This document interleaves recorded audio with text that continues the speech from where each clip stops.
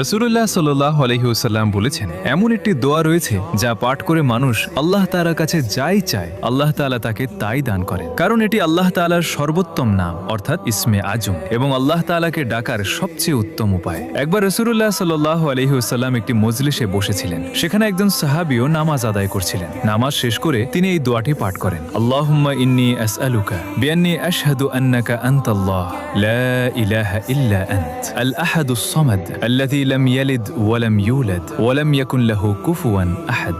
রাসূলুল্লাহ সাল্লাল্লাহু আলাইহি ওয়াসাল্লাম এই দোয়াটি শুনলেন এবং সেই সাহাবীর দিকে ফিরে বললেন, তুমি কি জানো তুমি আল্লাহর যেসব নাম ধরে ডেকেছো তা আল্লাহ তাআলার কাছে কতটা প্রিয়? তিনি আরো বলেন, যে কোনো মানুষ এই দোয়াটি পাঠ করবে এবং এটি পাঠ করার পর তার দ্বীনি বা দুনিয়াবি যে কোনো মনের আশা বা ইচ্ছা আল্লাহর কাছে পেশ করবে, আল্লাহ তাআলা তার সেই ইচ্ছা বা দোয়া ফিরিয়ে দেবেন না, কারণ এটি আল্লাহ তাআলার অত্যন্ত মর্যাদাপূর্ণ ও মহান বাণী।